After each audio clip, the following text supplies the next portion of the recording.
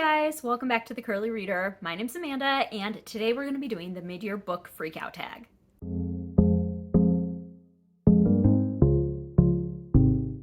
Alright, so the time is upon us. It happens every year. It always sneaks up on me, and I know everybody says, like, I can't believe it's already halfway through the year. And I'm going to echo that because it's just crazy to me how fast it comes every year. And then I look back on all the books that I've read, and it's just, yeah, it's so much fun. I love doing this tag because it's a chance to just kind of reflect on the year so far, look forward to a few books that I want to read, and yeah, it's just fun. So there are 13 questions in this tag. Let's go ahead and get started.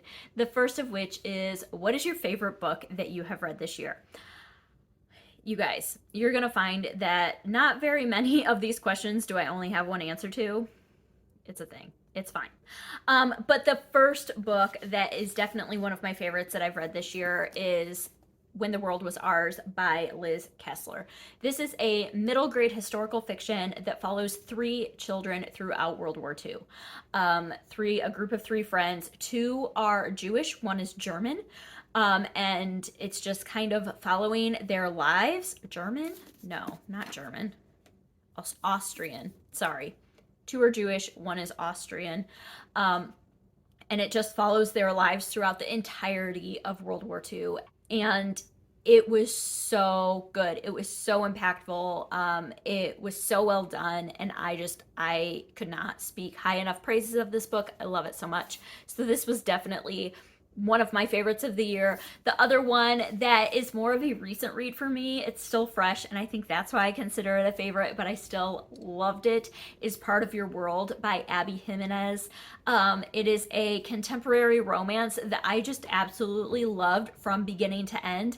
I thought it was fantastic. Not my typical, genre necessarily, but I absolutely loved it. So that one definitely, there was a motorbike that just went by. That one definitely made it into my favorites as well.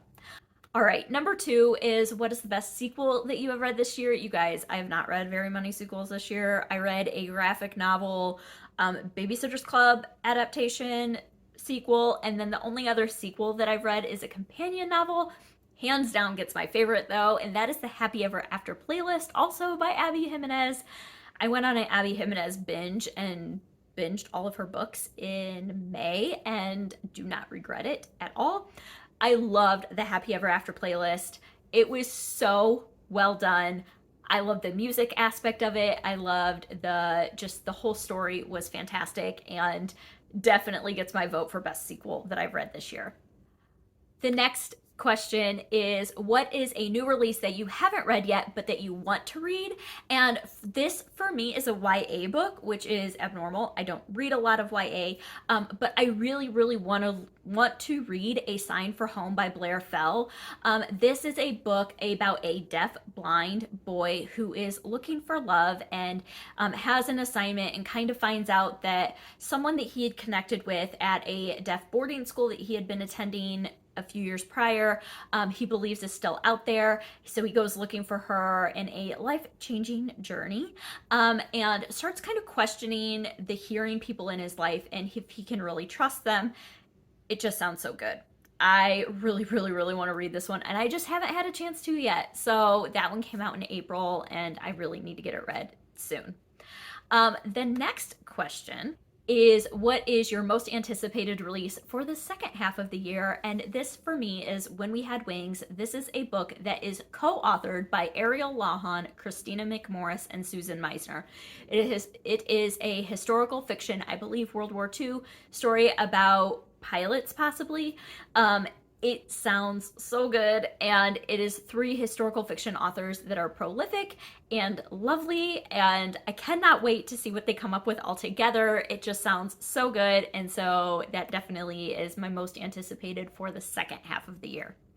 All right, next is the biggest disappointment of the year so far, and that for me has to be The Lost Girls of Paris by Pam Genoff. I was expecting so much more out of this book, and I just did not get it. I really did not care for this book at all, and it is so well beloved. I know so many people who love it. I was expecting to love it because I know so many people who love it, and I just didn't at all. And so it was super disappointing for me. I am really excited to try some other books by Pam Genoff, and hopefully that will kind of rectify her as an author, but we'll see. Who knows? Next is your biggest surprise of the year. And that for me is without a doubt, hold on, I've got to grab it. It's on the bottom of the stack here. Rachel Ryan's Resolutions by Laura Starkey. This is one that I had gotten on NetGalley kind of on a whim. It just kind of sounded good. Had never really heard anybody talk about it. I still have never heard anybody talk about it before. It's a debut author, UK author, I believe, and it is so wonderful. Hands down, one of my favorite books of the year. I loved this book so much. It is a contemporary romance that is deep and complex and super realistic, and I loved it.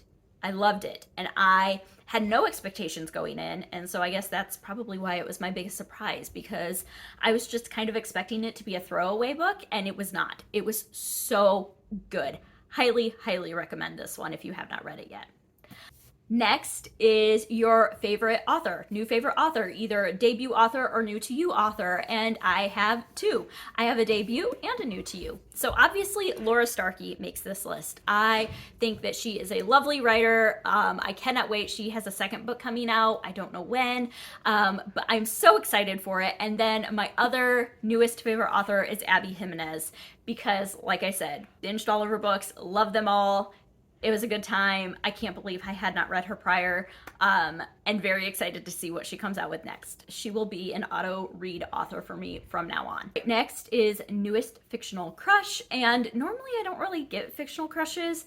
However, this year we have one, and that is Daniel from Part of Your World, Abby Jimenez. Like I said, I recently read this one, so it's fresh in my mind, but Daniel was so wonderful. He's young. He's a good 10 years younger than I am, but like he was just like the epitome of everything. He was just perfect. I loved him so much. I mean, he's not perfect, he's human, but you know, I loved his character so much. So he has got to be my newest fictional crush.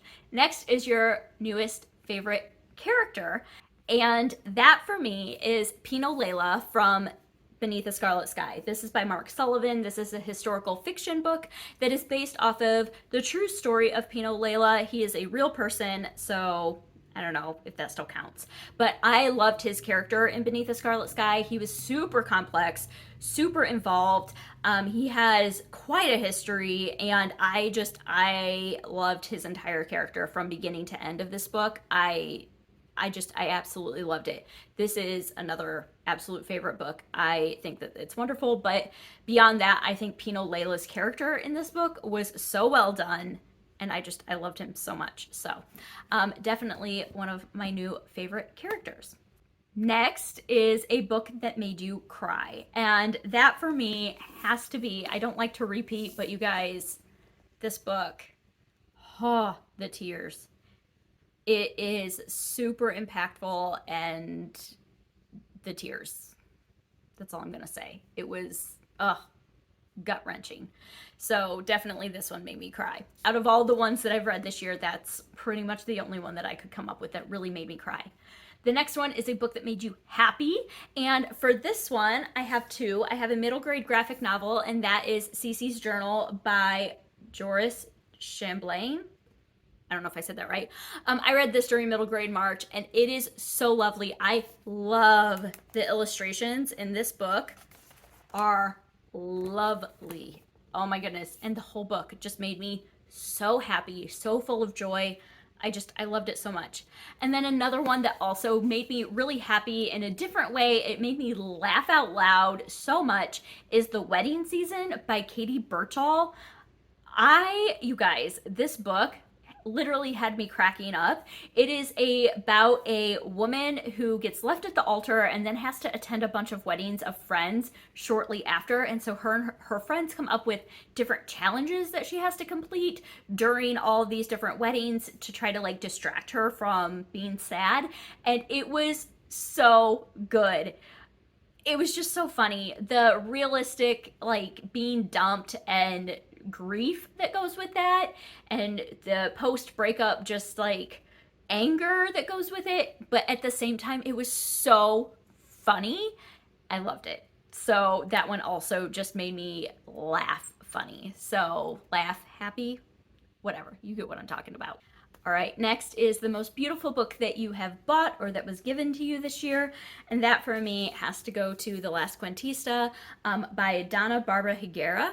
I love the cover of this book, and it describes, portrays the book so well.